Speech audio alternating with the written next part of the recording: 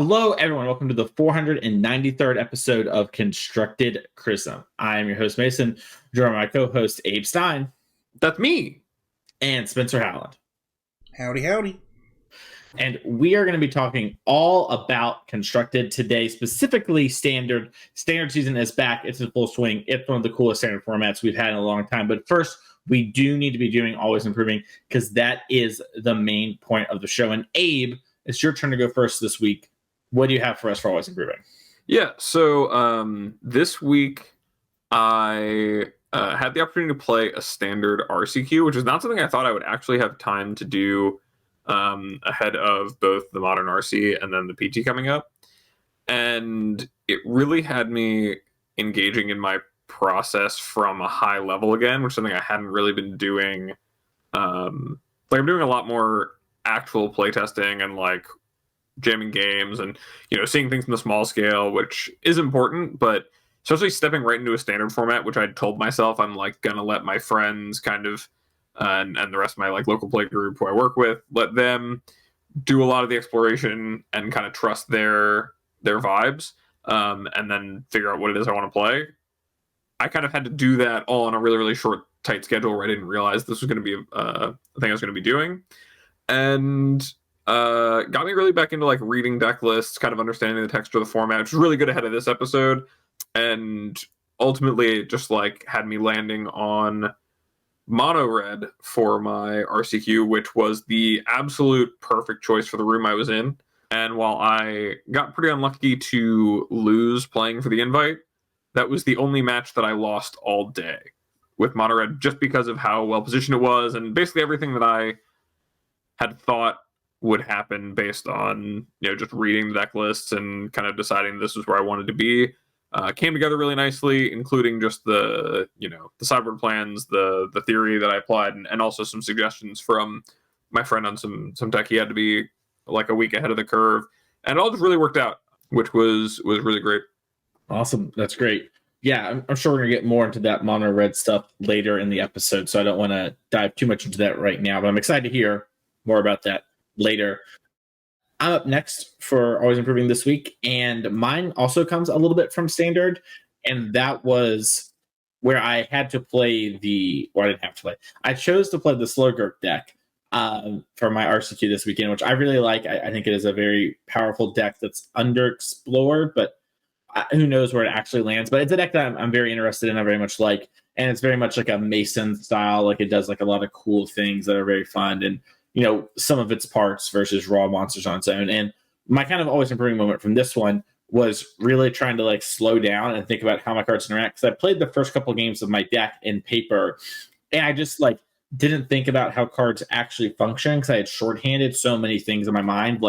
Channeling is discarding, right? But I wasn't triggering my NT and all of these sort of things, and it was just a moment of wait, we really need to slow down and pay a lot of attention here. There's a lot of different moving pieces, and yeah, you can play Magic well, whatever, but you need to give this deck the respect it deserves if you're going to be playing in that tournament. And played some really fun matches. I think I did a pretty good job of that. Made a couple decision calls in the moment that I think got wrong / got punished, and didn't do super hot at the RCQ, so that's fine. I'll went in for top 8, but it was a good back to basics moment almost of just hey, slow down and really think about how things play out and don't just shortcut how interactions work in your head. Yeah, there's something that I think it was Zach Hill said that he used to do before every tournament was during the player meeting or before whatever, just make sure he has all his cards and has deck list written out. He would lay out all of his cards on the table and then just start talking through every interaction that he could ever see in play. So, for example, in the Legends deck, you would be able to lay out and be okay, well, right when I channel my Otawara, then I'm going to get to trigger my Inti. And, if I activate my Rona to loot, that's also going to trigger my Inti. Or, if I cast a spell using the mana from, if I use Rona for mana and then I cast a Legend, I get to untap my Rona. And so now I'm, netting a mana on every Legend I cast. Right? Just going through the motions of doing that, I think is almost as important as playing games, beyond that, right? If you're going to play test, especially if it's a deck you're picking up for the first time and you don't know all of the things your deck is capable of, you might miss like lines on the fly and stuff. And I know with a deck, especially as complicated as that one is, it has a lot of moving parts and a lot of cards that are kind of doing multiple things and playing multiple roles, that understanding how to use the full potential is really, really important. And I don't know, it just made me think of that anecdote from, I think it was him. If it was not him, I'm sorry to whoever it was who does that and who I got it from. Please let me know that I'm wrong and take credit. But just to make sure that you're prepared and thinking about everything you can do during the tournament with a deck like that, especially ones that are really complicated. I love it. I actually think that I have two always improving moments, so I'll kind of jump in here.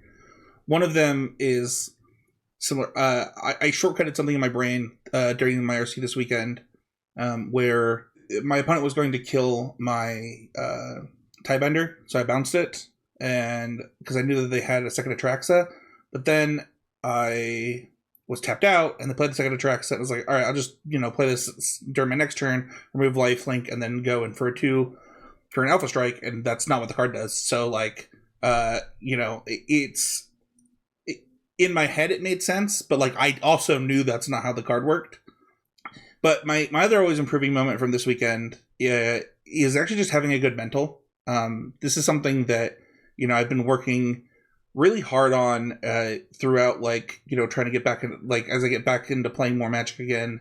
The last after a really rough year, it's like, okay, like if I'm going to take Magic more seriously again, and in these ways, like how do I need to do that?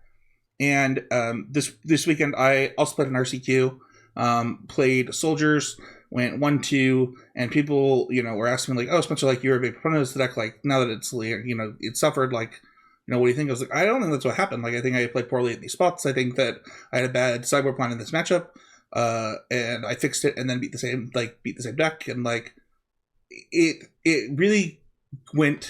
When I reflected on the weekend, I thought to myself, oh man, like normally like 1-2 drop would be like you'd be kind of sad boy about it, but that is not how I felt at all. It was like, oh man, I learned like a lot and was able to take away quite a few things about my local meta, which was something that I didn't know what to expect going into the first RCQ of the season. And yeah, it was really cool to see that rather than focusing on any result, I didn't even think about it and was more focused on the process, which is when I am playing my best Magic and when I'm doing my best. So that's great. Yeah, I mean, results don't really matter at the end of the day, right? Like they kind of do, but like not really. Like if you rather like you have to choose, would you rather learn something from your RCQ or like top 8, right? Like you probably choose to learn something a lot more times before you care about like winning.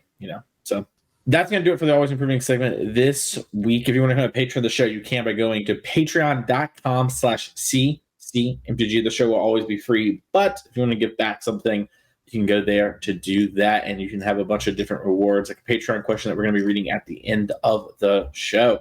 But it's time for our main topic, which is the standard power rankings. So this is something that we have done a lot on the show historically, and we're trying to do a lot more in the year 2024, which is kind of going over the format that's at hand for the RCQ season, looking over the results and assigning points based on how a deck does in a tournament based off an old Frank Karsten model. This is just a way to sort of give us a place to talk about decks in kind of an order based on how they're doing, and not just be like, let's pull names from a hat and sort of work from there, and give us a little bit idea of kind of how decks are performing. So, to get like an idea of it, right, it's like 4 points for first, a couple points for third to fourth, all that sort of stuff. So with that in mind, let's start at the bottom. Coming in at 8 points is Rakdos Ramp, sort of the bigger deck that uses, Windfall and stuff like that and Breach the Multiverse. And I'm going to throw it to Spencer. Spencer traditionally loves big mana decks. Do you have any thoughts on sort of this deck, Spencer? This deck is funny because like it has 3 different names when you're going through data. Some people call it like Rakdos Reanimator. Some people call it Rakdos Ramp. And there was another name. And I just kind of combined them all into Rakdos Big. They're all Breach the Multiverse Rakdos control decks, really, that have Ironcrag and Celestis. Is it Celestis? Yeah, as kind of like their ramp spells along with the big score.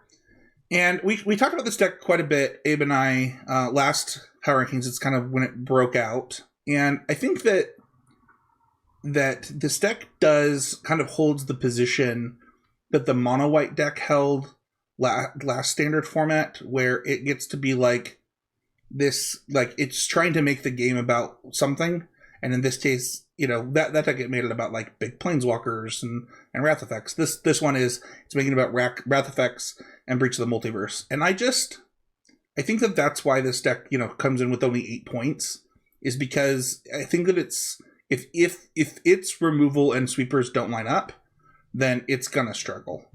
And so and I think the other problem is that all the other decks are playing the same black removal as this deck, so you know it makes this deck have to do something special. But like when Breach the Multiverse is good, and like that's what the format is about, the deck becomes a lot better. Yeah, I like this deck a lot when it's positioned versus like Domain, right? Like if it's about slow, grindy, sit there magic, this is a matchup that I would want to be on the side of sort of Fractos Big. One thing I forgot to mention real quick before I throw it to Abe is we are using this last weekend's results. So the 4 last challenges, sorry. The last 4 challenges. Yep. Okay. Gotcha. Abe, what do you think about this deck, especially with, you know, Bant Toxic about a week and some change ago, really popped up, did really well in a lot of challenges. Spoilers actually, you know, isn't on our top 8 here today. What do you think about this deck's position with that? Is that something you're worried about? I think that the Rakdos, like the big Rakdos deck, it's kind of in an interesting spot where I think that it's either a relic of, like, to me, like a relic of a standard format that's no longer the one we're existing in terms of what people are playing and what matters, or it's poised to like come right back around to the top pretty soon. I think that I'm kind of leaning towards the idea that it's on its way out, because it's really, really good and really, really shines in matches that are similar to the ones where Domain shines, except it's a little bit better against the lower to the ground decks. So it's able to kind of go way over the top of whatever a lot of the mid-range decks that are either small ball or maybe are engaged in kind of a different trying to play a different kind of game than maybe dealing with just jamming Carnosaurs and breaches for and especially like the management breaches for Atraxa that kind of take over the game. But at the same time, I think because of the way that the blue mid-range decks have come up in the format, it's made decks like these a little bit more susceptible. And there's just other things that operate in the same lane, like Domain, that kind of have a similar matchup spread now.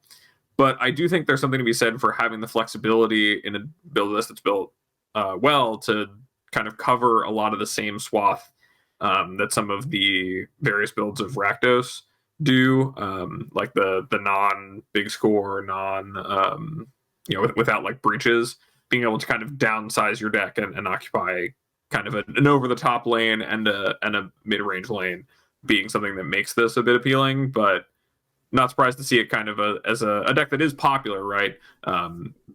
Be in this spot on the metagame. I think you kind of hit something really important, and Mason, I'm curious, this is something that you thought about, because I know that you had been talking about the Domain deck a little bit in the Discord, but if the format is about this, like, there's nothing stopping us from just putting Italia back into our Domain decks.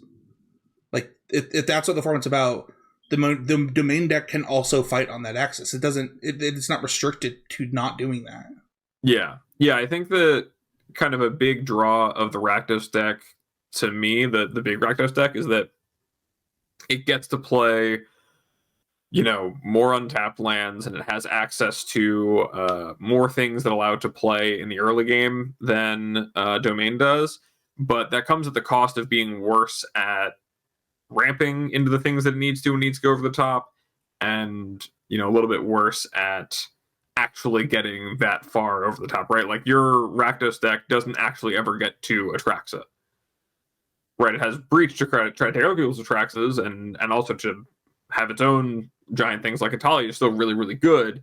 But when Atraxa is the biggest thing to do in the format and the best threat to put into play, and you're a deck that's not doing that, it's hard to say that you're really the biggest deck around.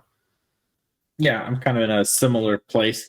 I have a lot of thoughts on Domain, and it'll probably come up over the course of the show a bit too, but I've been wondering, like, there is such a target on its back, and it is such a deck that is currently like being built one way. If maybe like shifting things could help, like we saw for a little bit, people tried playing cards like Trumpeting Carnosaur. So I'm not against the idea of switching from something like different happening, but I do think that like Atraxa is so much the go over the top thing, and is kind of like so much better versus a lot of other stuff in game one. Despite personally like my plans being to like sideboard out Atraxa in most games. So it's just kind of like the best game one thing, but I would not be shocked or a denier if someone came to me with like, this is my Atali or some other big creature as my main card in Domain. I personally don't have much to say about Rakdos Big. I think it is a fine deck. A lot of the decks that I like in the format seem to have good Rakdos Big matchups. I really think Rakdos is like strength is that it is so good versus Domain and can have a reasonable enough game versus other stuff if it like builds its deck the right way that I think it'll probably be fine. That being said, Golgari Mid is next up here. And Spencer, I'm sorry to throw it to you twice in a row, but I know that you've played more Golgari Mid than assuredly Abe or I have played, since you actually like that deck a lot before the new set came. Before they switched back to standard. How do you feel about the deck now? I saw you tweeting about it a little bit this week. If the format was like just like Esper Mid and like Mono Red and like kind of the like those type of decks, like Golgari Midrange would be really, really good. Like it would legitimately maybe be the best deck in the format. The problem is that's not the world we live in, right? We just talked about Rakdos Big. We've already talked about Domain in this format. I think that this deck struggles really hard from the disruption available to it to disrupt people trying to go bigger than it. And typically the way that like these decks, which we all know, like John struggled against Tron and Primeval Titan decks, right? Like that was just like always its problem. The problem is the best deck, one of the best decks in the format, is one of those big mana decks right now, and so there's not like a lot that you can do, and with Domain sometimes being as much as like 25% of the field, it's really hard to justify playing a deck that like it's probably a slight favorite against Esper. But like you're gonna lose some of those Esper games. You're gonna lose some of those blue-black games. You're gonna like, is it favored in the mid-range mirror? Yeah, like you have really efficient stuff. But like we all know what Rafine can do as a Magic card, and so some of those games just won't go your way. And for that reason, like I would actually recommend people did not play this deck, not because it's not fun, not because it's not good. Like it's a good set of Magic cards. It's just not its time. Like. Going into Worlds, I thought it was the best deck. And that's just not the world that we live in now. Yeah, I think personally the Golgari Mid deck is just a little too like small ball and not able to fight on the Domain access enough, like against what they're doing compared to like the other mid-range decks in the format. And I think it lacks like an aggressive curve that like forces him to have the Wrath as an example of like one of the problems, and that for much of the reasons just has me really kind of low on the deck. I would not be surprised if this deck won an RCQ. I do think it has some like pretty good matchups, but it is like a black-green mid-range deck at the end of the day. So former co-host and recent guest on the show, Quentin Pierce, he actually lost with Domain to this deck in the finals of our RCQ this weekend, and like so it can happen, but like. When Quentin described the game to me, it was like, yeah, like I didn't see an Atraxa or a Wrath and I had 20 cards left in my deck in games 2 and 3. And it's like, I don't know. It's just a tough position. I think I said this in the Discord basement, but you just reminded me of it. In our Patreon Discord, I was asked, like, how do you fight on this access? Like, the answer might just be add blue cards. Like, it might, at the end of the day, be that's what's necessary for this deck to actually fight in the current metagame to like become one of the top tier decks. But I don't know that the mana would be supported. Yeah, I mean, correct me if I'm wrong, but I feel like a big narrative of the Domain deck even becoming as big as it was is that, or as it is even, is that it's the Golgari killer, right? Like Golgari was the best positioned mid-range deck in a format that seemed like it was going to be a lot about fighting against Rafines and like kind of legend stuff, but it was able to and also some of the more aggressive options in the format, but it was able to kind of tackle those and hang with kind of long drawn out resource games. It's not really well equipped to handle, I think, the haymakers that Domain has, and Domain has them and card advantage in spades at the stage of the game that Golgari is operating in, which means that while, like you said, it's definitely a choice that can win an RCQ and is not a bad deck. It's a reasonable deck if you're going to be a reasonable deck gamer. It's the cards you got, and it's what you like playing. But as far as the other decks operating in its vein, you're gaining some marginal points in your mid-range mirrors and costing yourself a lot of equity in your Domain matchup and in your other like big over-the-top deck matchups by not having access to counter magic, which is just the best way to put those decks in their place. So it really is like a cost you pay, and I think, like you said, Spencer, it's not worth the price you're paying in your matchup spread to have that edge in those mid-range fights, because that edge can be gained in other ways depending on how you're constructing your deck. Yeah, I think a lot of standard is like black mid-range decks or whatever, and the Golgari one is kind of the slightly slower of all those black mid-range decks, and the curve out potential of things like blue-black mid, Rakdos mid-range decks we'll talk about later in the show, that gives them a little bit of an edge versus decks like Domain, the ability to kind of go 1-2, like Deep Cavern Bat, take your kill spell, play my Gix, draw a card, like move through my deck a bunch, that kind of stuff, or Rafine in a similar vein. Those kind of things are really good, and the green in Golgari isn't really worth the like squeeze right now. It could move back to a position where it is, but currently it's like, personally, I'm like, well, why would I not be playing like the blue cards or the blue and white cards or the red cards that go with this? Like, the black cards are really, really good, but the green cards are good, but not about what the games are about. Yeah, and to be fair, this deck is now a Deep Cavern Bat Gix deck. It is that now, and that has helped the deck a lot. Like, it is one of its ways to fight on that axis that we talked about.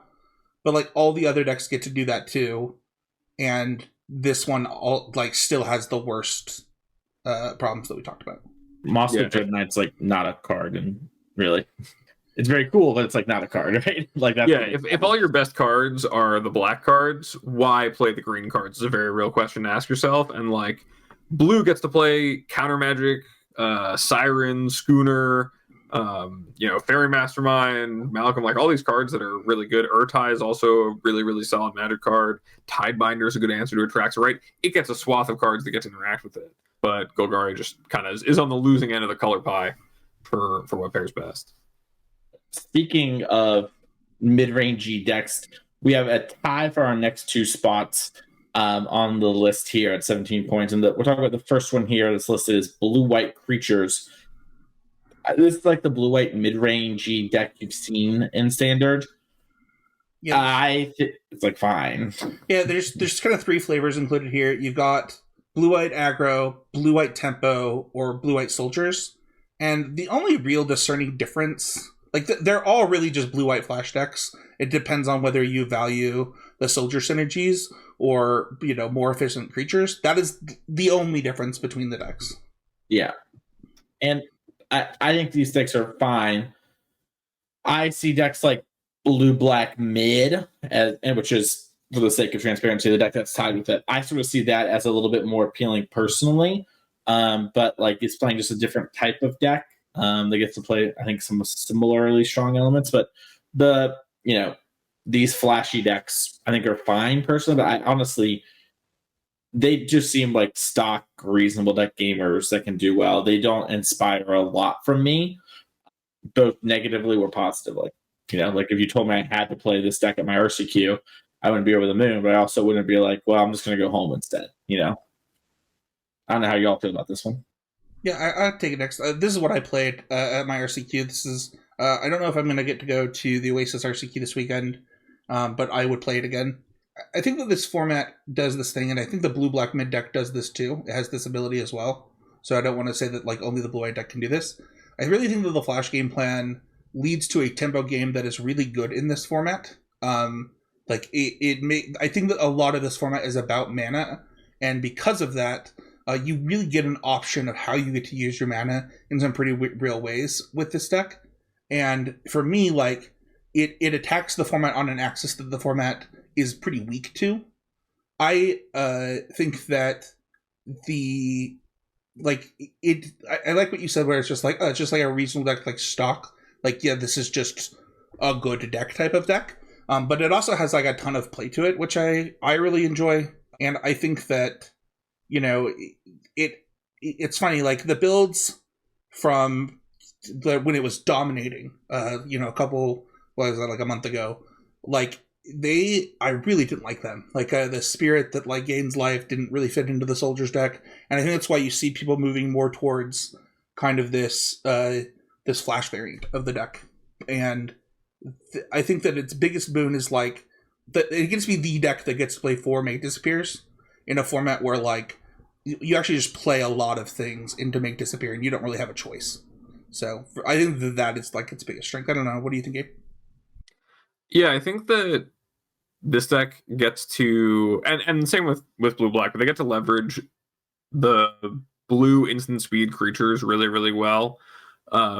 This angle is just more kind of leveraging it alongside options of like the Wandering Emperor and in some builds, and in like having Wedding Announcement to kind of have ways to out attrition the mid-range decks, or at least engage in those games with the kind of more removal based, like the black-red decks, of the format has more ways to hang with them. But I think that what time has shown in the way the format has developed, at least in my read on it, has been that those things have started to matter less because there's more of these decks that are just trumping all of that game plan, right? Like, sure, you have a Wedding Announcement that you get 3 2/2s out of, or maybe you get like two 2/2s and a card, and you have this Glorious Anthem that's like, making it that way, and the rest of your creatures are also a little bit bigger, but you're not going to realize the value in that and get the gains from that until you're not even flipping the thing until turn 6. So you do that, and then your opponent plays Atraxa and you are trumped, right? Or maybe you do that and you're getting the Anthem after your opponent's already had an Atraxa and maybe has even attacked with it, right? These are things that kind of put a lot of pressure on this deck that make it, I think, while it has the tools to fight against Domain effectively, a little bit weaker structurally into decks like Domain that are a bit bigger. But that's only so much of the format. And I think there's a lot of the format where the blue-white deck has a lot of versatility.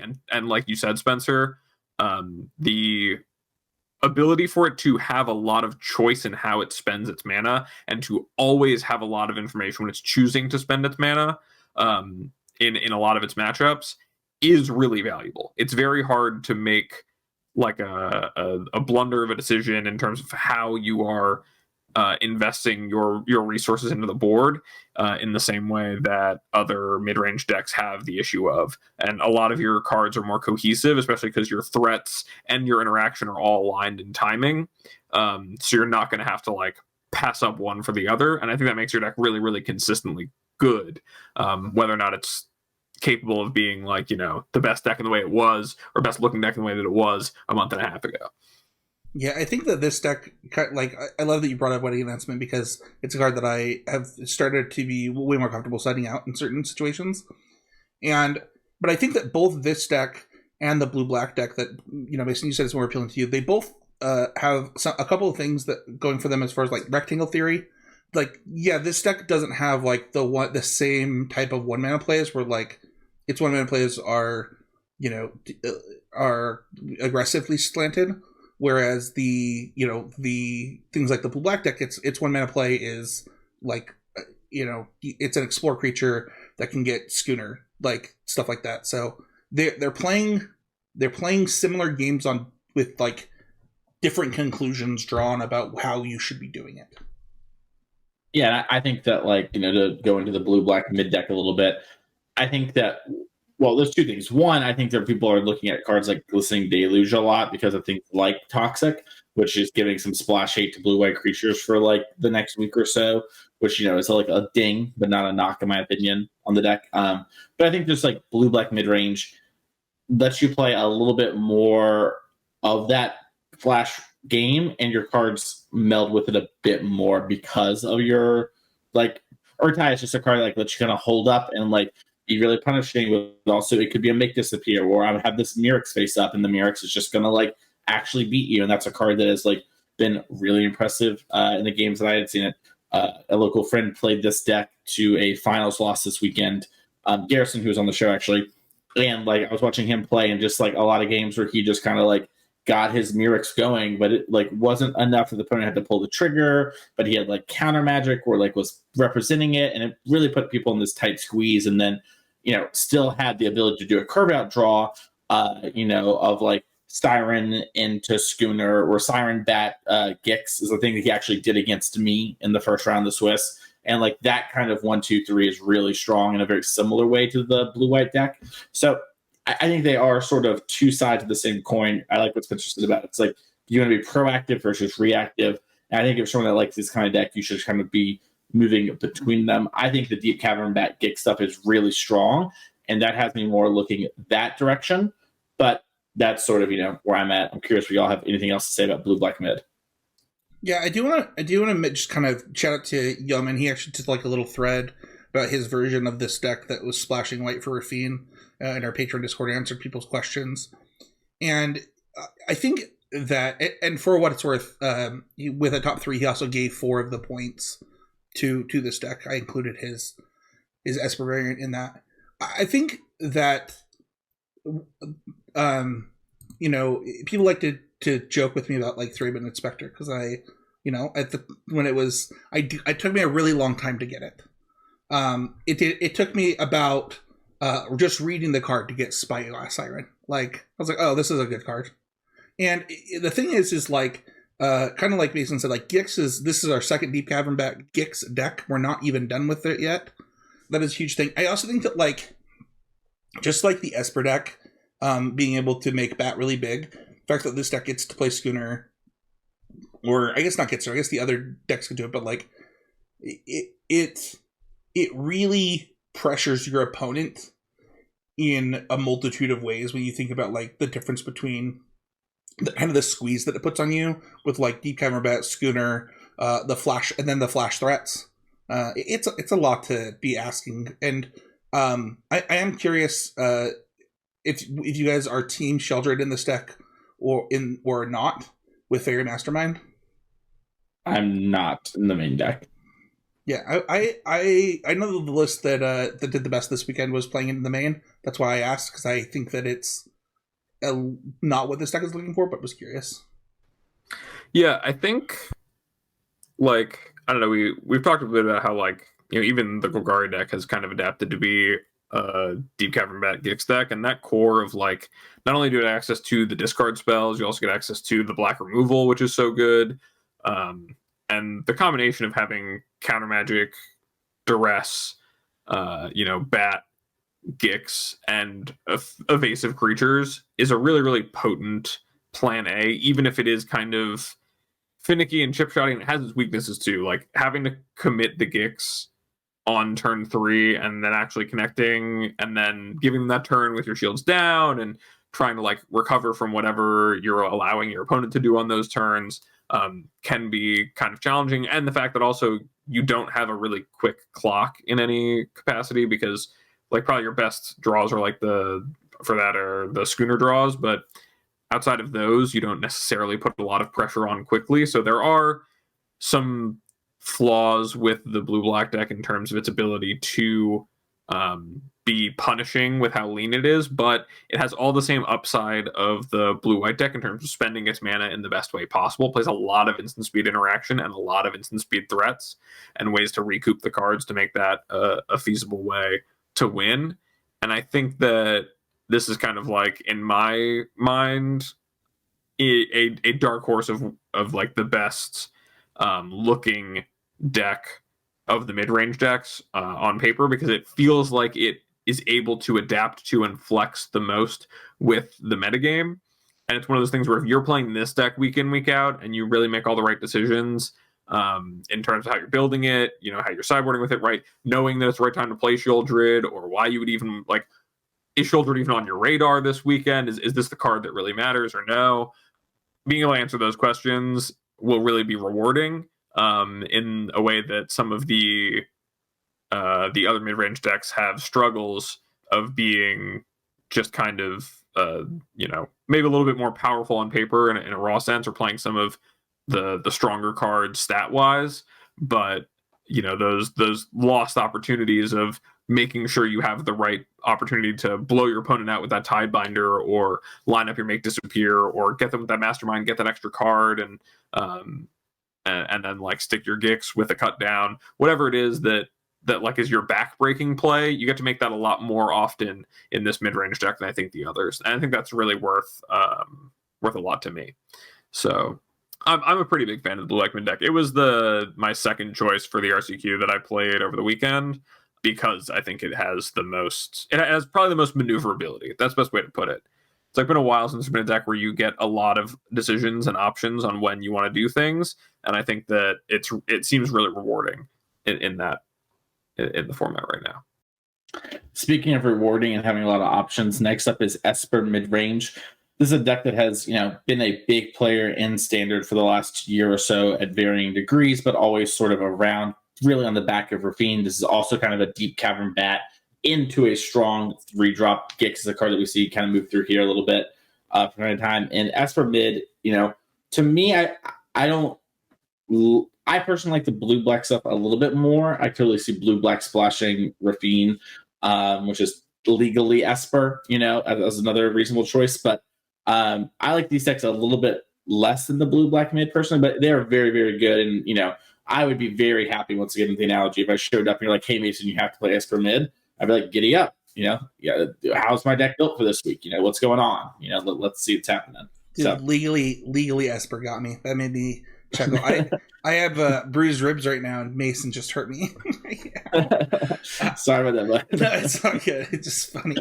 I think that this deck, Abe, I wonder your take is like, it kind of looks to me, whenever I play this deck, I feel like I'm playing half of a flash deck, and that always makes me feel weird. I think that's why for so long they went down to like, I think there were times where we played 0 Make Disappears. As they've increased our flash threats again with Tishana's Tidebinder and Virtue of Loyalty, it's kind of gone back up, but it's kind of like because the fact that Golgari has fallen so out of favor, it feels like this deck has gained the most equity from that. Yeah, I think to kind of draw an analogy to the blue-black deck, like the blue-black mid-range deck gets to pretty consistently leave up its mana or use it to interact on the turns where it really wants to, but is paying for that in terms of its card quality being a bit lower because it's trying to play more interactive spells and play Gix. The Esper deck is more of the mindset that it's going to outpace you pound for pound in the first 3 or 4 turns of the game, and then use its interactive spells to make it so that that's good enough to win. Right? Like it's going to follow up its wedding announcement with, now I'm going to be able to Tidebinder your thing, or Make Disappear that, or, kill a creature that actually matters, or I'm going to stick my Rafine after my 2-drop, and these are enough to win the game, or I can maybe play 1 or 2 more things behind that. And that's enough to really take over a game over the next few turns on its own. I'm generating enough value with those. That's not exactly the plan of the other mid-range decks, and I think that it's something to be said for the value of playing like the higher quality threats, that this deck scored higher and placed higher.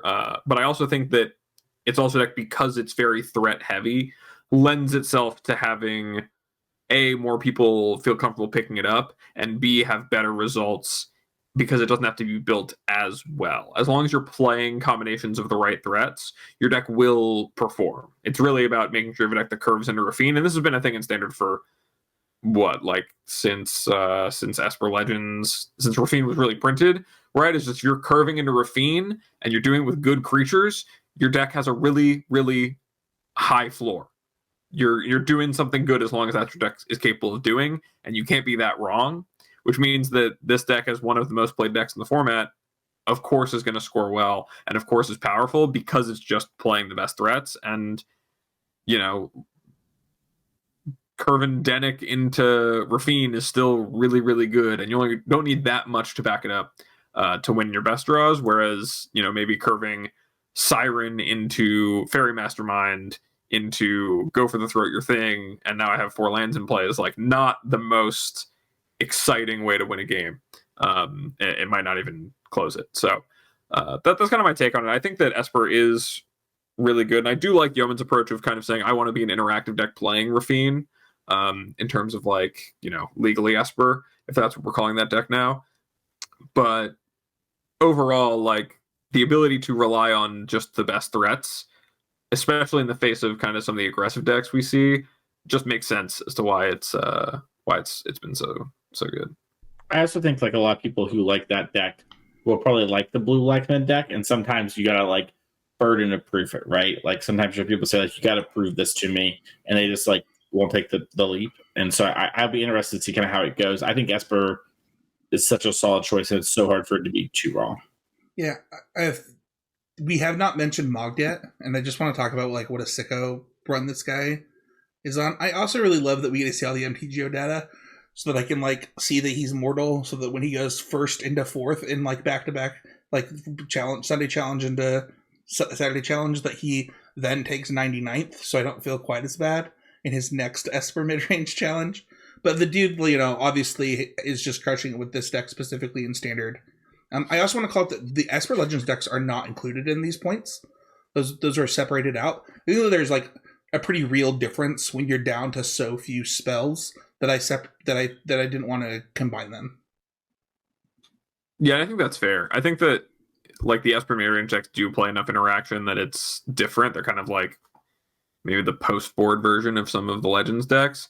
But I think overall that game plan is like very, very similar. And I think playing the interaction obviously pays off. With how broad the format is, you really get rewarded for having interaction in your deck. Yeah, and Deep Cavern Bat is just, you know, a different card than Thalia. Like it's just very different ways to disrupt your opponent. Mm-hmm. Absolutely. Also, one thing to like, I think it's underappreciated sometimes is like, while you're kind of putting a lot of eggs in the basket, if you go like Bat Rafine, if the bat really messed them up, like they mulligan didn't have the right thing, you're also just gaining a lot of life pretty quickly. And like, even if your bat just gets the first connive right, and then the other turns you're putting on Rafine to like spread your eggs, like a 2/2 lifelinker flyer is like, yeah, I'm in. You know, like that's a good card. Yeah, it's like so, 4 times as good as a lifelink flyer. I'm glad you brought that up, because does anybody else feel like 32 is like a number that they see life totals at a lot in this format?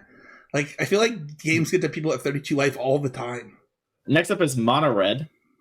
And Abe, you played Mono Red this weekend. You said you wanted to talk about this more later and had a lot of thoughts. I'm going to pass the mic to you. All right. Light it up.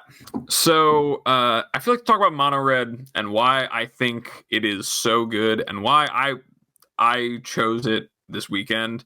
I think we've got to take a rewind back to maybe like what was effectively week 1 of the RCQ season, where it was like, okay, Domain, best deck, it's everywhere.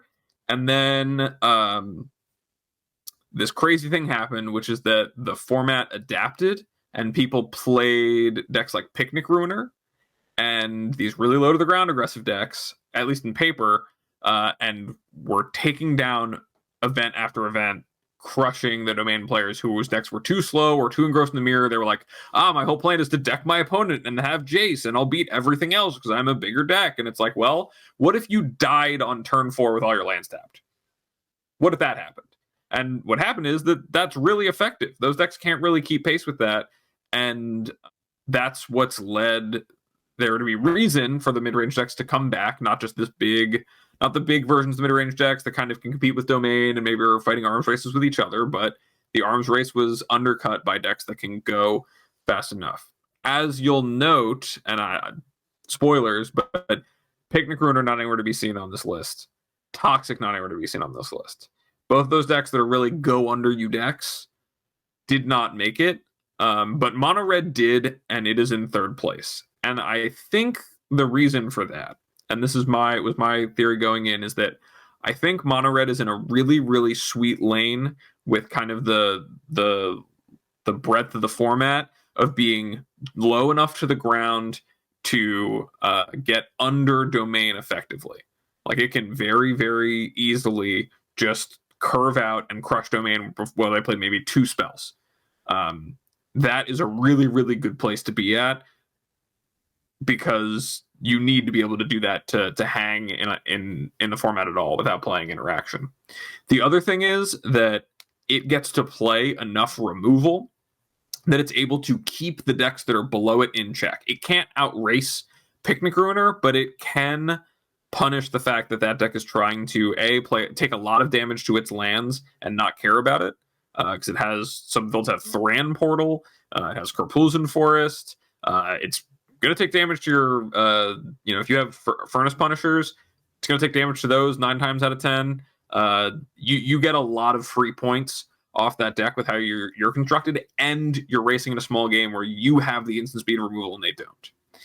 The other thing is that the mid-range decks, in order to hang with the domain decks and the blitz decks, is that they are kind of spread thin and they're reliant on certain creatures, especially Preacher of the Schism, to shut down the aggressive draws while also being this value accruing card. Red has the tools when it's built with all these things in mind, which is how I, thanks to working with my friend Chris Song, was able to build the deck, was just like by running Obliterating Bolt as an answer to a lot of Legends cards and Rafine, and Bat and Gix, all these things that like Lithomancer's Barrage doesn't catch, you need Lightning Strike for, but you only have so many, or these things that are trying to beat Lightning Strike as the mono red answer. You're able to push through all of that in addition to being good against the lowest end of the format and good against the highest end of the format. And so all those things in conjunction really make this, I think, the best positioned of the decks that are trying to get under domain, because they can hang with all of the decks in the format. And I think mono red is just a seriously good deck. Like, you get to play 23 lands and you never have color issues. You get to choose the speed at which you want to operate. You can either, trade your spell because of like Bloodthirsty Adversary, you can control the board, or you can try to get mileage out of your cards. You can try to go under people, try to go over people. If the games are going long, Urabrask's Forge is just a very, very, very difficult to answer card for a lot of decks that I think is currently going unrespected in the way people are building their decks. There's a lot of these things that add up that I think make mono red just like the best positioned deck in the format, and I think it is probably being underplayed. Like, I put my deck list in the Discord. I think I was the only mono red player in the room at my event. When I'm looking at the challenge data, at least for the last couple weeks, there's not that many mono red players compared to some of the other aggressive options.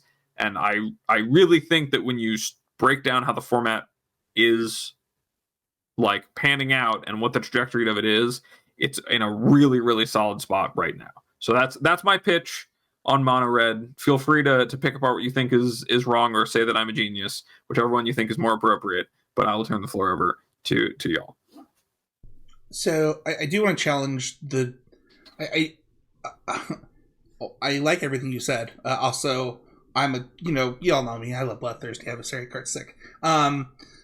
But also, I think that I have some concerns about the not just this deck, just like the really fast decks in general.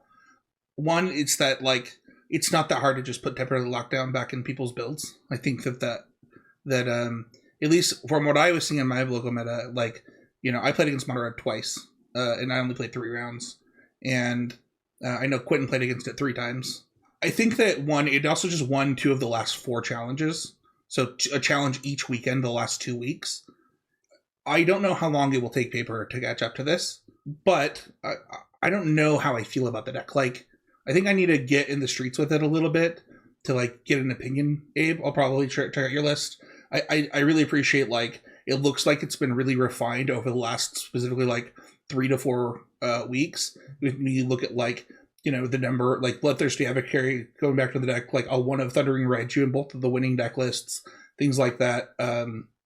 Yeah, I mean, it looks really good. I will say that I've gotten the chance to play with Urabrask's Forge quite a bit, which is not a card that I've heard people talking about. And that card's a heck of a sideboard card.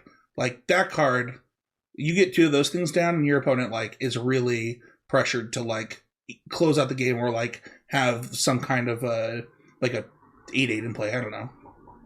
Yeah, I think I would really encourage you to get in the streets with it, because one of the strengths of the deck, in my opinion, is how resilient it is to things like lockdown, which are the better answers to Bant, because all of your best cards that don't do anything the moment they come in are your 3-drops. And so, like, the first time it really clicked for me was when I had Kumano Faces Kakazan, and then it flipped and I played Godric and it was attacking for 4. Right, like I'd already gotten so much value out of my Kumanos, and sure, like they could get my Charming Scoundrel or whatever my other 2-drop was, or even my Monocersis where I followed up with. But the ability, like that card had done so much in that it already won. It was a damage to them. It was a +1/+1 counter. It was a 2/2 attacking that also gave my Godric flying. If they lockdowned me, I was able to play Squee and attack them for 7. Like that, the sequences around being a lot of 3-drops, like once you get to the point where you have 3 mana, you're playing a lot of haymakers in the context of the aggro, like in the context of the answers the format, that I think make this deck really, really well positioned into what's going on right now. I do think it's beatable and certainly exploitable, but I think that it also has a lot of tools because it's a big standard format. You have a lot of answers to the problems that are in front of you, and I do think the numbers have just gotten as people have played more with it. I just don't think the deck looks weak to lockdown. As my like biggest problem, specifically because of some of the stuff that like Abe has in his sideboard, like Urbrask Forge. You know what I mean? So yeah, I think Abe's kind of cooking. There are some small things that like I have some thoughts on that probably will talk to you off the show because I don't think it'd be actually high value for listeners. But ultimately, I think this makes a lot of sense as like being a choice for the weekend. I think this deck is underappreciated by players. It is very powerful. When I've watched people play it, I have been impressed. When I've been had it played against me, I felt impressed. Like I only like beat this deck because I assembled Exodia, but known as like Rona, Titania, and Shieldred against the deck on the play, and like just gained enough life and did my Slurgurk thing barely enough to survive. And like watching other people play, I was like, dang, I feel like this person just drew 7 lands in a row, and had they drawn any card at all, that had like a text box that would have easily won, and stuff like that. Which you can't really help with these sort of decks. But I do think this deck looks really strong, and I like Urbrask Forge a lot. I like the Bolt a lot. I guess one thing I will ask just here on air is sort of like, is Koth good? Is it cooking? So I was going to say, I think that Demian77, who won the challenge on Sunday, their list looks really, really clean. I like Koth in matchups that are not super prevalent. Mm-hmm. Like there are various like blue-white kind of tap-out control decks where if you just stick a Koth, it's very good. And I think some of the like fringe slow decks in the format, Koth, it plays pretty well. But like that's definitely a slot that is up for grabs. I like the like Demian is playing 2 Chandra Dress to kills, and I think that's also a good approach to what you're looking for that kind of slot to do. And I also like that it's a little bit cheaper while still providing you an extra mana source. But I think that just any list, I think Obliterating Bolt is like a big part of the solution. That card was fantastic for me all weekend. But I think like if you just took Demian's list and cut some barrages and maybe some Warcraftings to fit in like 3 Obliterating Bolts or so, and maybe like the 4th Forge or whatever it is you think is the best thing to do, maybe another Chandra, that is going to be a very good deck to bring to your next RCQ. Like I'm considering trying to spend most of my time after work running around the state trying to get another copy of Mono Red, because I can't borrow the deck that I borrowed last weekend, to play another RCQ this weekend with it, because it's that good. Ringing endorsement, I love it. Yeah, I like this. The hardest part's going to be finding Bloodthirsty adversaries. This next up is Domain at 27 points, number 2 on the list. And this might be a surprise for some players. I'll lead off here. Domain was a deck I definitely, probably 3 weeks ago now, or 4 weeks ago now in coaching, a lot of people asked me about Stand. I was like, listen, I like Domain a lot right now. It can only be so bad. it has been really strong for a while. But one thing we have seen time and time again is that Magic Online players and people, there's not huge incentives to like brew once they find something strong. Domain is a good deck. It's been refined a bunch, and it's probably beatable if you like really try, and a bunch of people try, and people have good plans. Like I think Blue Black Mid, for example, has good plans to beat it. Mono Red has good plans to beat it. Esper has done some stuff to help its matchup there. Those are all Rector's Big, Bant Toxic, all decks that have popped up or changed their configurations to fight Domain and have made it less the de facto like, why are you not playing Domain as a choice.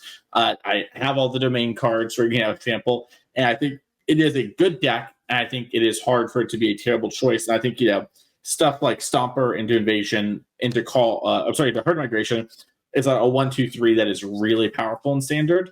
But per Spencer earlier in the show, like talking about Italia and stuff, I do wonder if we're supposed to be like looking in other areas the deck's supposed to change, because I think while it's still really strong, the format is wrapping around and doing stuff, and Domain players are just like not really trying. I had a Celestis in my deck that seemed really good. Tried cutting down on Atraxas as a thing, mess with different sideboard cards. Long story short, I think Domain players need to be more willing to change the cards in their deck a little bit. I'm not talking about heresy of like, swapping out all the Atraxas or getting rid of all the Rafts or, all these sort of things. But there are a bunch of stuff that are flex slots that you can move around with. And just having a lot of mana really early is traditionally very strong in Standard when the payoffs are good. And we have good payoffs, good bridge spells. It's just a good deck, but a beatable deck. And, I think it is not so unassailable like it might have appeared to be 3 weeks ago. Yeah, I think that I was kind of looking at stuff kind of the last couple of days, and today when I was looking, I noticed that the list that like got top 16 points, because we only did up to top 16s for these 4 challenges, those were like the stock lists, like the 4 Up the Beanstalk, 3 Atraxa, 4 Stomper, 4 Archangel, 1 Nissa, 3-4 Invasion, 3-4 Sunfall, 4 Herd Migration. I could literally list the deck without looking at it. And then I have a couple of the other lists up, and it actually looks like the decks that did the best were the non-stock versions. They were actually the people trying stuff, whether it be Temporary Lockdown in the main, whether it be Tishana's Tidebinder in the main. Like, those are actually the decks that are performing the best out of the Domain decks, because you can't sleep on your laurels anymore. Everybody's now playing Standard. It is now Standard season. Yes, you had the best deck. You had the level 1 deck, really. It wasn't even the level 0 deck, to be honest. It was actually the level 1 deck. And you were just dumbstering level 0 people. It felt oppressive. But that's not the world we live in anymore. Does that mean that you should consider not playing this? No. Like, this deck's really good. It's quite strong. But I like something that I think this is the Jerry T podcast. They were talking about, like, is Up the Beanstalk even worth it at this point? Like, it's hard to say. I know that for me, the games that I usually lose to Domain involve an Up the Beanstalk. Like, they have an Up the Beanstalk, and I'm like, oh, this card became a problem about 3 turns later. So, I don't know. What are your thoughts, Abe? I talked about this deck a lot with Jarvis at the RSQ we were playing, so it was one of the other options that I was considering because he had an extra copy of the deck. And a lot of Domain's games are about strategic vision and like big game planning. And I think that what you just said about how the decks that were really not doing the stock things were the ones that performed the best lines up with that really well, because it really is about having thought out all of the matchups you're going to play, what they look like on like the level of, how is that deck presenting its problems for me this week? What are the tools I'm going to need to answer it? And how am I going to construct a game plan that wins? And without sacrificing in the other areas, right? It's a lot of planning out, because it's a deck that has access to so many of its resources every game. A lot of planning out what that looks like in every game, and is really rewarding when you do that correctly.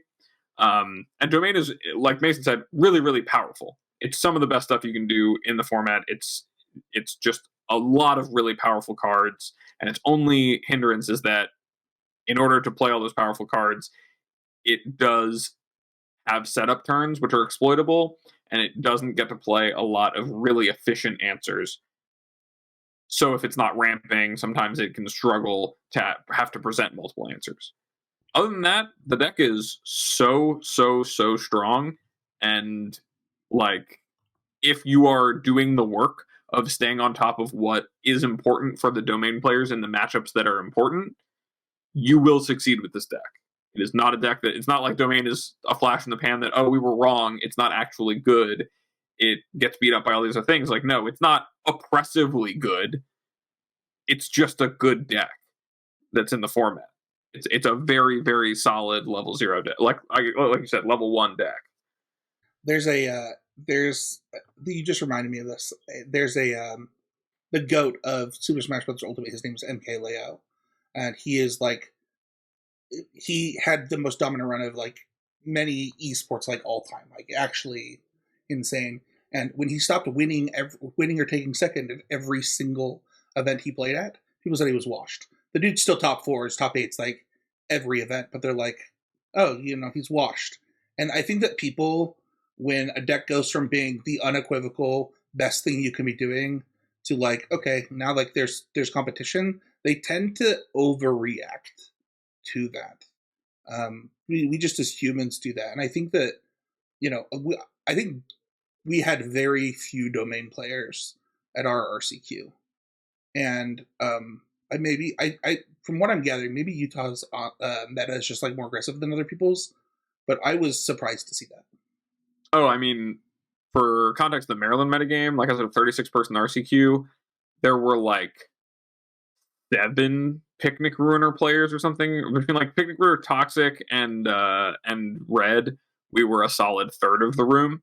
And I think Domain was 2 or 3 players.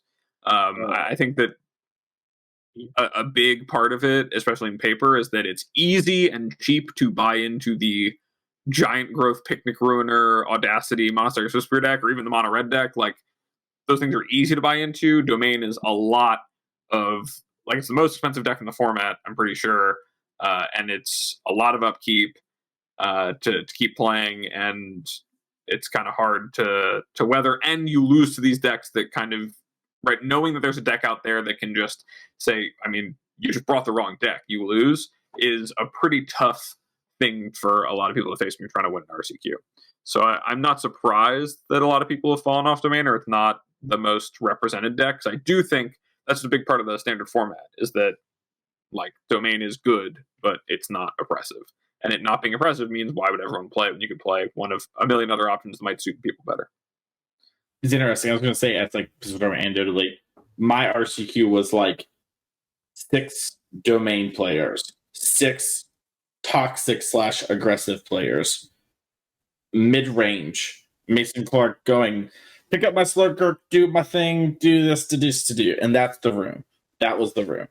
It was like, there was some Mono Red there too, like under the aggressive stuff. But like, it's just interesting to sort of see the differences, because I would have imagined so many people would play Domain because it's like done so well. But I guess like the buy-in cost of like the other decks, and like if you don't already have the triumphs, the binding, and the attraction from the older formats, then it is very expensive. But if you do, it's not expensive. For what it's worth, like the Dimir deck is $474 or $574, and how the much Domain that deck shield is $598.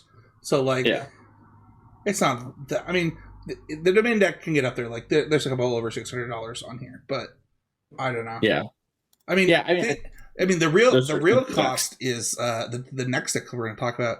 Yeah, just to wrap it up on Domain though, like after kind of some like anecdotal stuff here, I do think Domain is good. Like I said, I own the cards.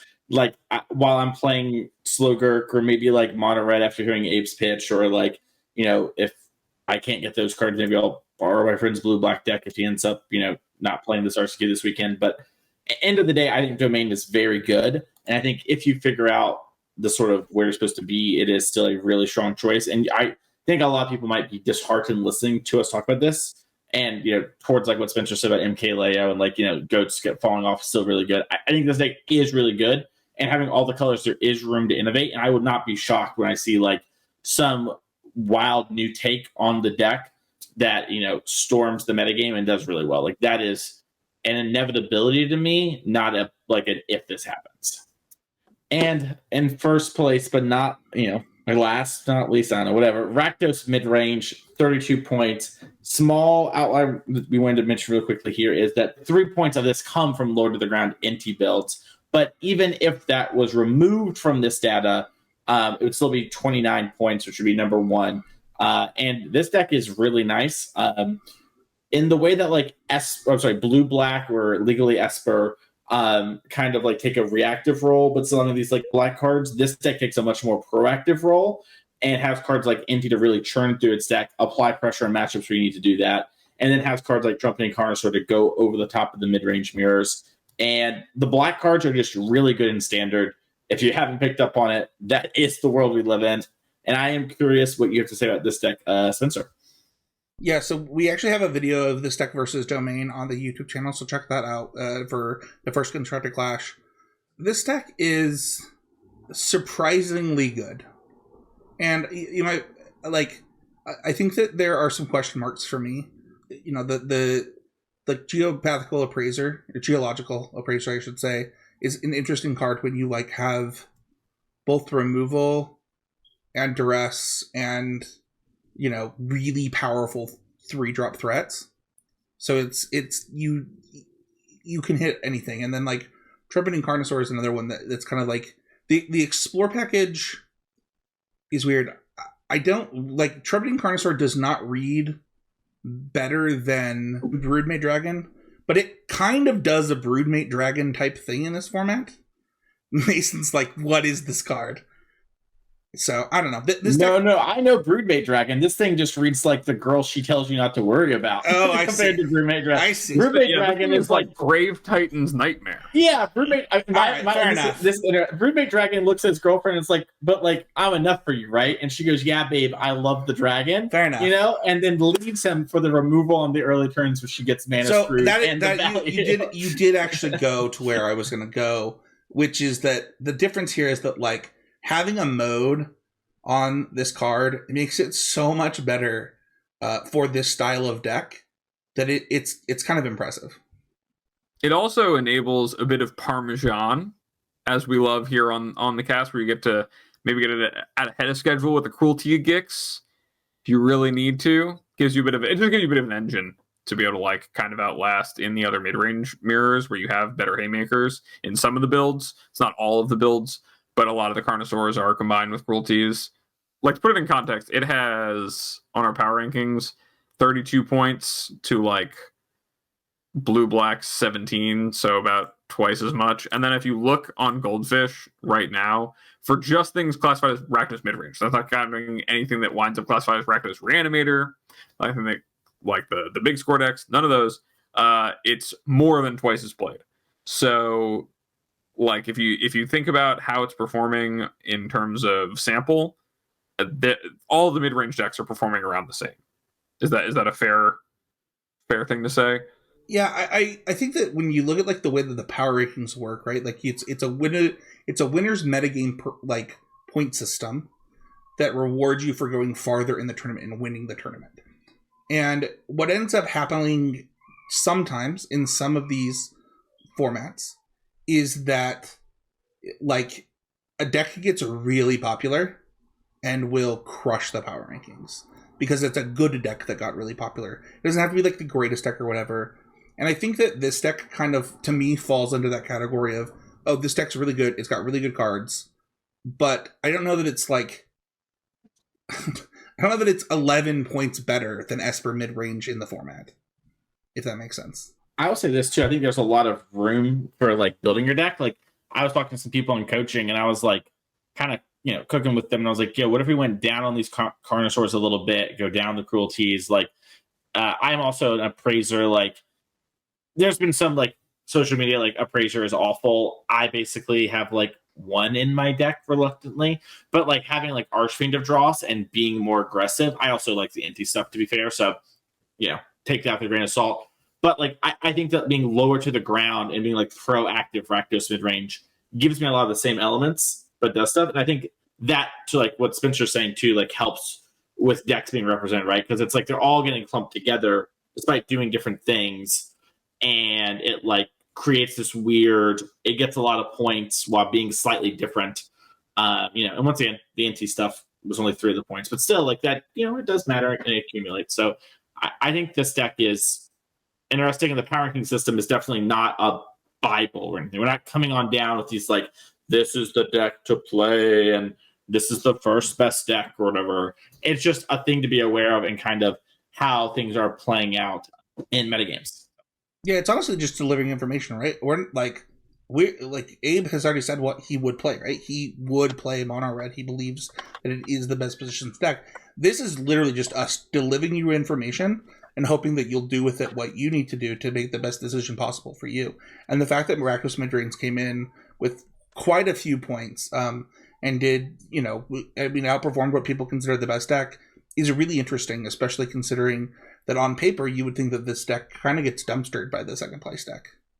Yeah, I think another thing about Rakdos is that, like, to Carnosaur's credit, it gets to be the mid-range deck that goes over many other mid-range decks. It is going to outmuscle the other mid-range decks, and a lot of the decks we're talking about as being the performers are, right, we talked about all flavors of Bat, Gix, Black X mid-range, and so with all of those decks being represented, it only makes sense that the deck that is doing that, but also just in a better card quality way, right, just going to have more muscle over the course of when you run, hundreds of matches over the course of these tournaments, and you see Rakdos play against these decks, it's going to come out just on top in terms of, in a mid-range fight, having the better cards. And I think that says a lot about what the format is right now. That, a deck that is able to effectively shut out the aggro decks that we're not seeing here that are definitely contenders, definitely playable decks that just didn't have good weekends the last 2 weekends because they're in bad positions, are able to have game against Domain and have ways to fight against it, but are still respecting each other as mid-range decks and respecting the aggro decks. That the one that is just, that one step bigger is that comes out on top at the end of it, especially being, full of just some of the best pound for pound mid-range cards in the format, even at the low mana value level, right? Like Bloodtithe Harvester is just very good. It answers bats. It plays a lot of roles. Answers bats. It clocks your opponent. It filters your draw. That's something that not any other of the 2 drops we're talking about in the other Black X decks can do, except for maybe Dread Knight out of green black. But that's all that you really get, and this card's doing a lot of the same things. So it really adds up, and it's unsurprising to me to see Rakdos at the top. I think it's like one of the best level 0 decks to just play Bloodtithe Harvester and 1-for-1s and cruelty and stuff. But I think it says a lot about the format as a whole. I also think that like the commitment getting into this deck is so much easier than other decks, right? Like if you play Rakdos mid and Pioneer, you have half the cost in Shieldreds, and then they're like, "Hey, buy $100 in Cavern of Souls. You'll probably play them at some point, and then like $100 more in a standard deck." And then at that point, it's like, "Okay, I'd probably buy Cavern at some point. $100 standard deck. It's good.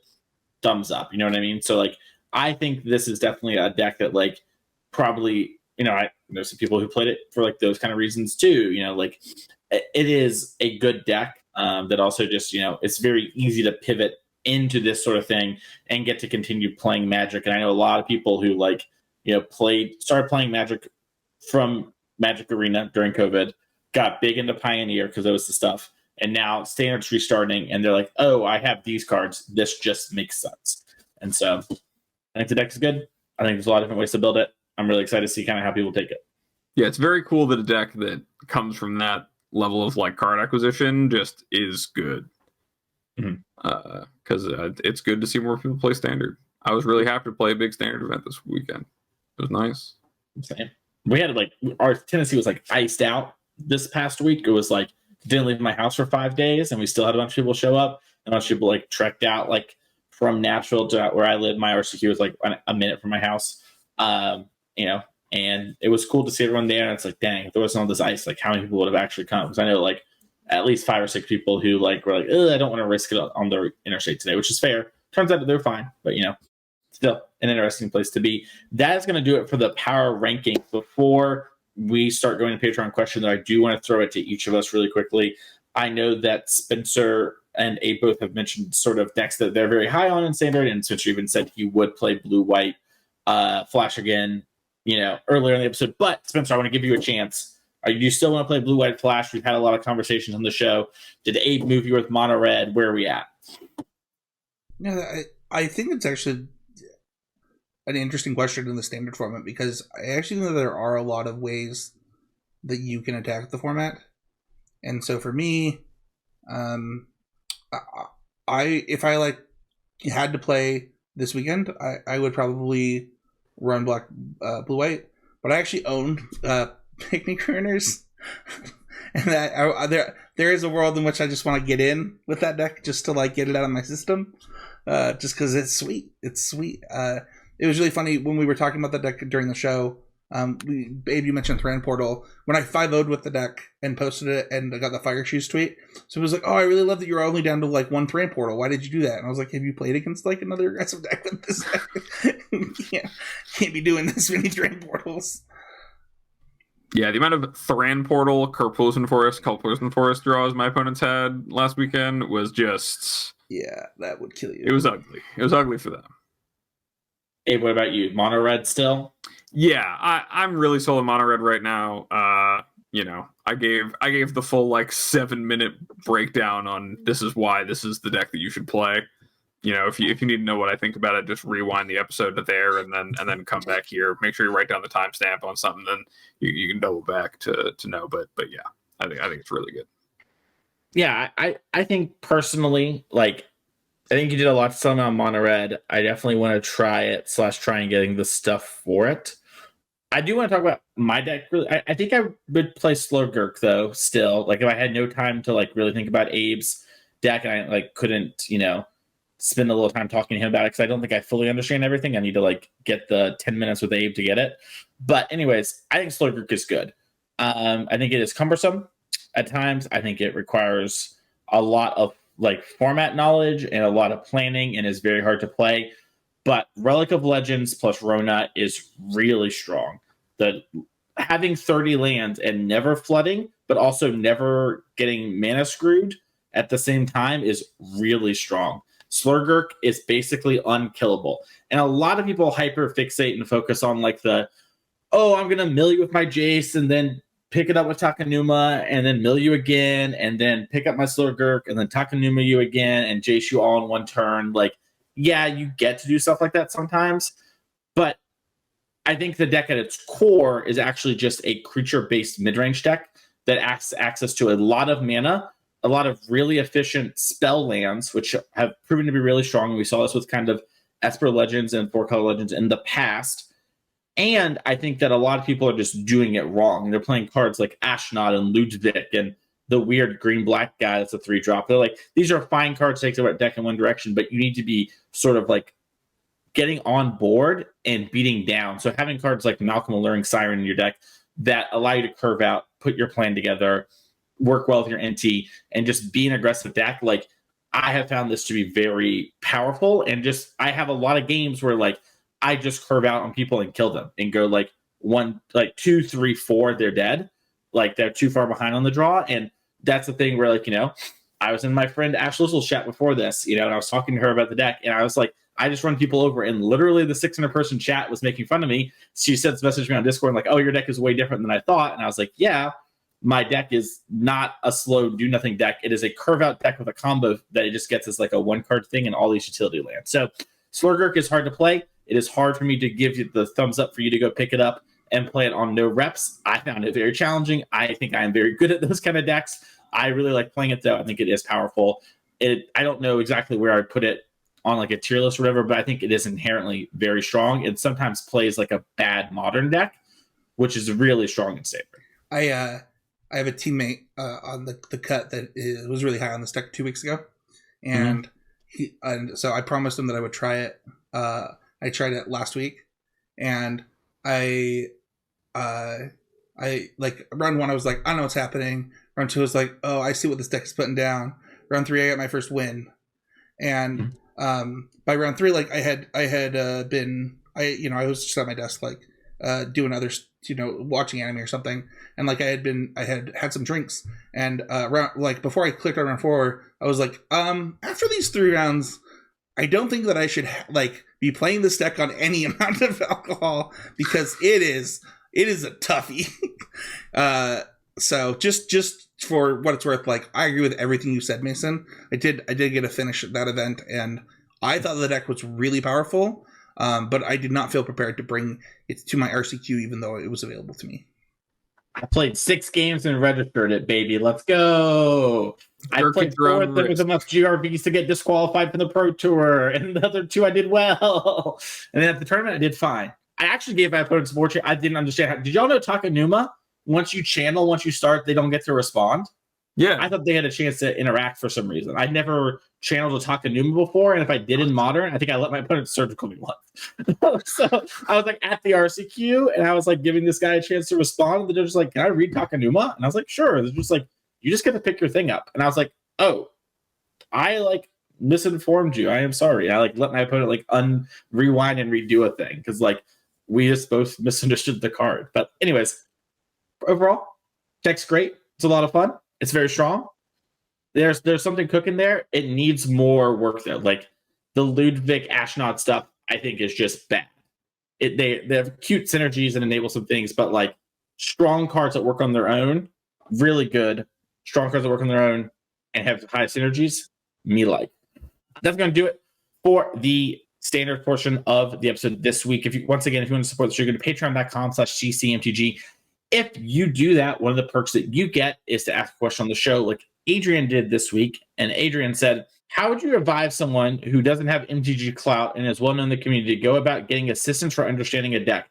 I see people talk about how they talk to people like Twinless Twin or maybe Dominic Harvey about decks that they are experts in. But if you don't know those people, how would you go about doing this? I think this is a really interesting question. I'm going to throw it to Abe first. Yeah, so this question came as kind of a follow-up to our interview with Steven Dykman last week, where Steven said that he was leaning on his network to kind of gain an understanding of things. And I think that this is a really good question because the answer is kind of in the question. Yeah, you might not have access to Twinless Twin or Dom Harvey or, a bunch of people whose names you recognize because they're playing on the energy circuit or, they play Pro Tours or whatever. They're in, the network of these people who were interviewed, specifically referring to Dykman. But think about who the best Murktide player is in your local scene. Ask them a question. Think of who the best Hammer Time player is in your scene. Ask them a question. Think of who the best Amulet Titan player is in your scene. Ask them the question. Because, yes, the people who, we might be referencing, especially when we're talking to players who are right in, a different strata of a different scene than where you are, and they might have access to players who are more proven and have, a lot more knowledge and spend a lot more time playing than the people who you have access to locally. The people who you have access to in your network, I guarantee you, are going to be just as valuable to you in terms of what they're able to share and what you're going to be able to learn as like a good conversation and building a good relationship with those people.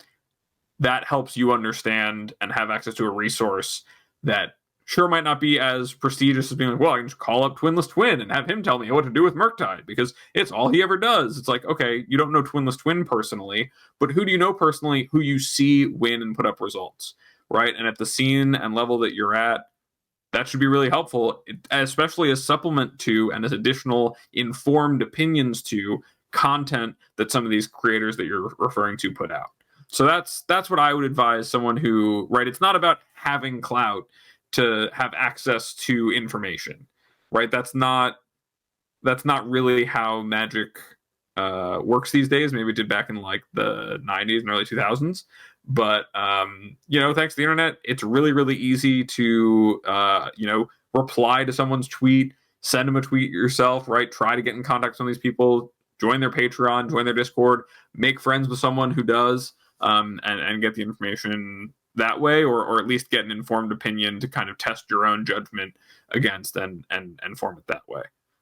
So that's what I would say as far as getting assistance for decks that you're not super well acquainted with, but you're interested in learning. I really love everything Abe just said, for what it's worth. I would really take that to heart. The only thing that I would add to this is, I think that if you think about Dom Harvey, you think about Amulet specifically. I had a coaching session a couple weeks ago. Someone's talked about wanting to learn Amulet. I was like, okay, like, yeah, do your homework, and like we can sit down and I can answer some of your questions. Like I played the deck a little bit, and we also referenced some other stuff and gave them some resources. They came back and they didn't read Dom's guide. I was like, why didn't you do that? And they were like, oh, well, it was long. Like it was, and I was like, okay, well, like I feel like in order for us to have a conversation, like we're going to use this guide a lot in that conversation probably, because it is the biggest and best free resource to learn this deck. And so I think oftentimes people, and I'm not saying this is the person, Adrian, I'm not saying this about you, the person who has this question, but like you need to go through your options available to you too, and for Steven, he reached out to Dom, right? But like you have access to Dom too as a listener, because there's a 32-page guide that Dom has written about the same thing that he's going to talk to you about.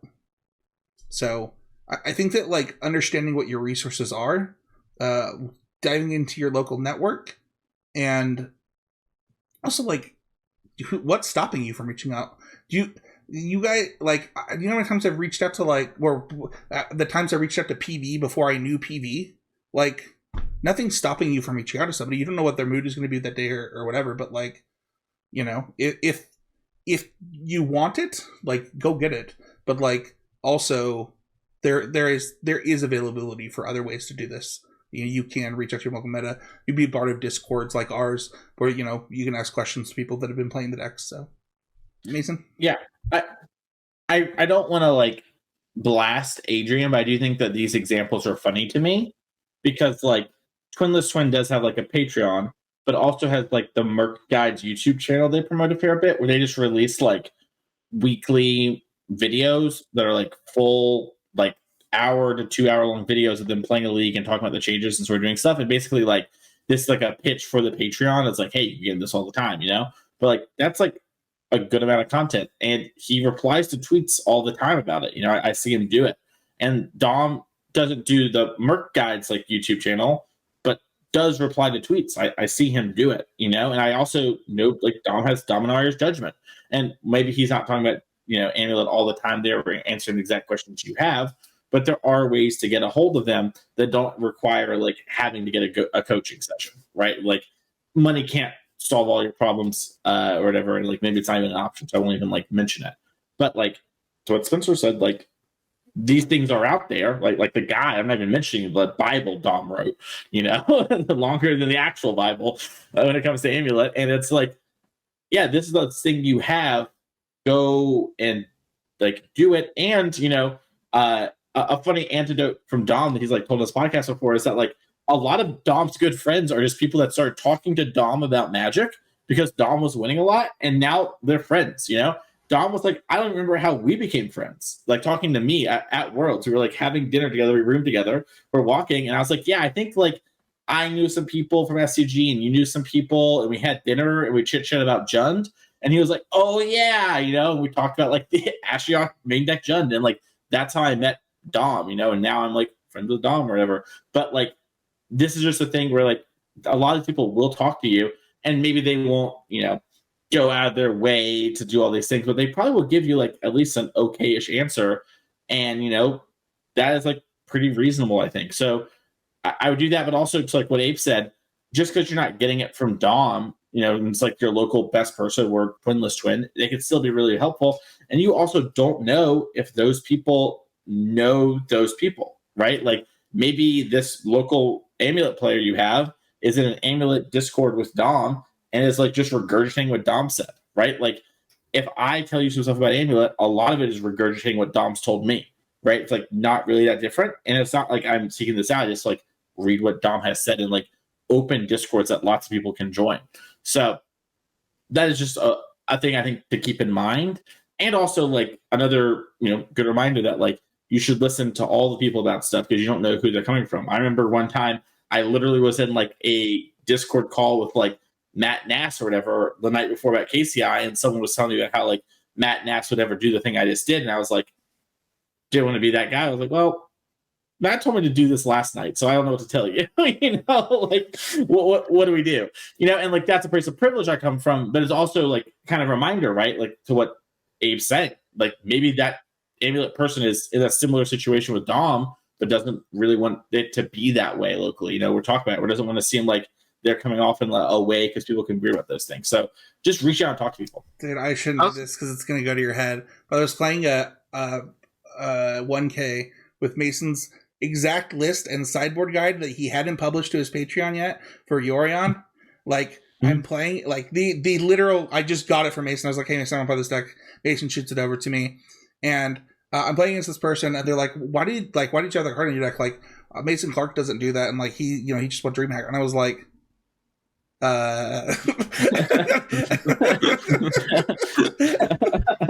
Yeah, I also think it's important to say that like the direct line to like content creator or whatever is not all it's cracked up to be.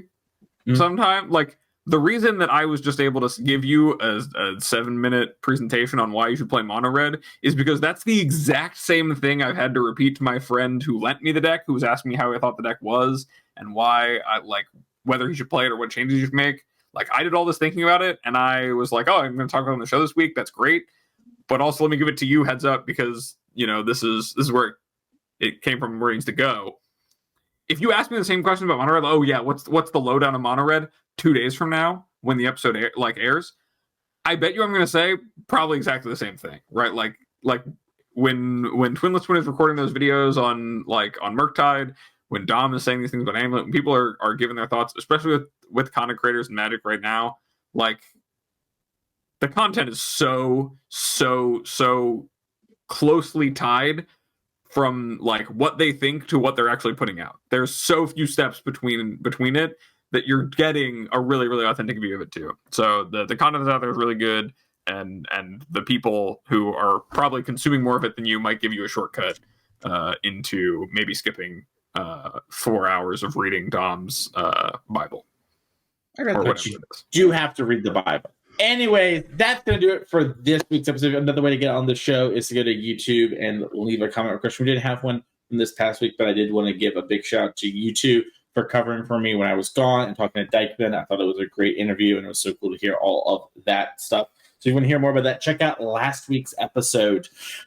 If you want to find us, you can go to our public Discord channel or go to Patreon. You can join the Patreon-only Discord. There's a lot of conversation going on there. There was a ton of conversation about Standard recently. As always, whatever the RCQ format is, seems to always pop a little bit there. Who would guess? Incentives make people go. Abe's saying it's right. It was me. You can also help us out by going to YouTube and leaving a comment and interacting with the videos there. That is a great way to help support the channel help support the show and byproduct the channel without having to give any sort of monetary value. That stuff really helps us. And if you like the show, share with your friends. You can find us on Twitter at CCMTG. And Abe, if someone wants to find you, where can they go? You can find me over at twitter.com/morenothings. I'm not going to be available for coaching from now until probably after the Pro Tour, just with how much I have on my plate. But you can still follow me and get my occasional opinions on Magic and my opinions on music pretty regularly.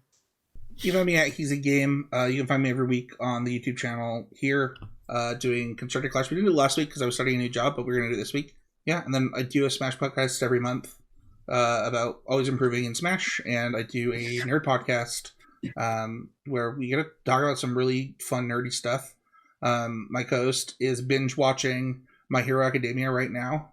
because it's always our most popular episode when we do a My Hero episode, and he's got to watch a lot of seasons to catch up. So it was really fun on the last podcast.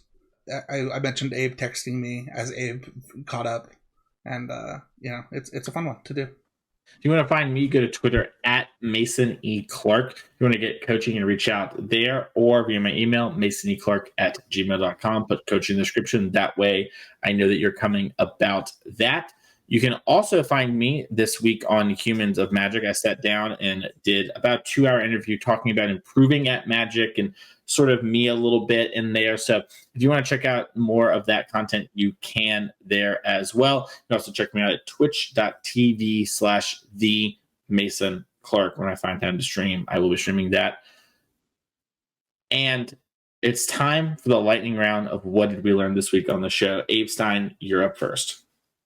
I learned that I was on the Need Nerd podcast as a cameo. I didn't realize that.